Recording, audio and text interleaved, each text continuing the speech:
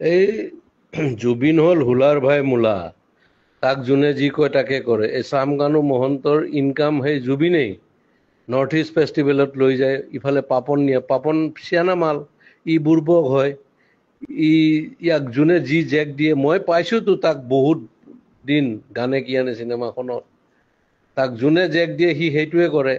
যে চামকানু মহন্তই তাক লৈ যায়, ইফালে গৰিমাই তাক যাব দিল, তাৰ চিজাৰ আছে এই মিৰ্গি।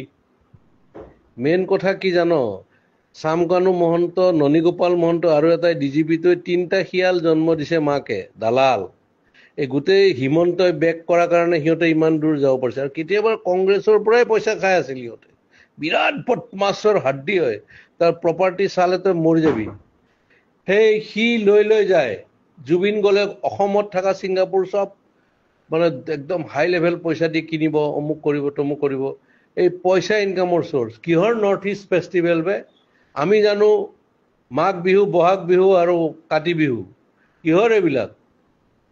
এইবিলাক ফাল্টু আমি কৰি নিছে। এতিয়া হিমন্তই দিয়কচোন তাৰ স্পষ্টীকৰণ, তাক এবাৰ ৰাইজে পালে দিব ভালকে। সি কালি ডেড বডিৰ লগত আহিব নোৱাৰে, তাক দেখা পালে মাৰিব, তই চাবি না। আৰু আজি কিমান ডেকা ল'ৰাবিলাক, আজি চাবি তই, কালি ৰাতিপুৱা গম পাবি, বহুত চুইচাইড কৰিব, ইমান হাৰ্ট ৰোগ। আৰে অসমৰ 3.5 কোটি মানুহ 2 কোটিয়ে তাক ভাল পায়, সি নিজৰ কাৰণে নহয়, বেলেগৰ কাৰণে। আৰু সেই দালালে তাক মানে কালচাৰেল দালাল বুলি ক'ব লাগে, সিহঁতে তাক মাৰ্কেটিং কৰি পইচা ইনকাম কৰে, তাক অলপ দি এনেই মানে জমাই মেলি মাল চাল খুৱাই মেলি পঠিয়াই দিয়ে। সেইটোৱে ধান্দা। এতিয়া গৰিমাক প্ৰেছাৰ দিব ইহঁতে, যে এনেকে ক'বা তুমি, তেতিয়াহি তাইতো যোৱা নাই।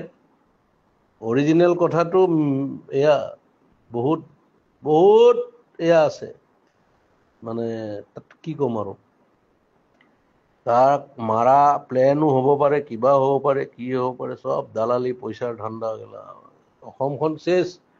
এটা সি অনুষ্ঠান আছিলতো, তাৰ গান, এই লাষ্ট চিনেমাখনৰ ভাইমন দাৰ গানটো সি কি চলিড বনাইছে, এই বেমাৰী অৱস্থাত। তাৰ পটাছিয়াম কম থাকে, কিবা কম থাকে। এই নেম কেয়াৰৰ ডক্টৰজনে কৈছেতো এনেকুৱা কথা, পানীত যাব নালাগে, তাৰ এয়া আছে, এই চিজাৰ আছে, এইবিলাক মানে কি কবি আৰু। চামকানু মহন্তই চেচ কৰি দিছে গোটেই অসম, আধা লুটিছে সিহঁত। ইফালে হিমন্তই লুটা বুলি কয় নহয়, হিমন্তই এনেকুৱা চান্স যে ডিজিপিটো কিনি আছে চোৰটো এটা, সি খালে পেটলাটো। আৰু মাজতো ননীগোপাল মহন্ত সেইটো কি বনাই দিছে।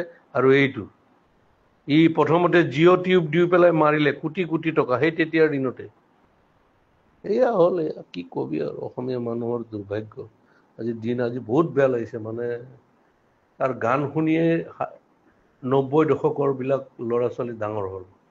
আমিতো বাৰু চবৰে শুনিছোঁ, কিন্তু তাৰ গান শুনিয়েই মোৰ ল'ৰা চব ডাঙৰ হ'ল। আনকি আমাৰ ছাইডত মিস্ত্ৰীয়ে ৰং কৰি আছিল, সিদিনাখন মোবাইলত তাৰ গানেই বজাই আছিল। এই তেনেকুৱা কথা আৰু কি কৰিবি ক, এইটো দুৰ্ভাগ্য।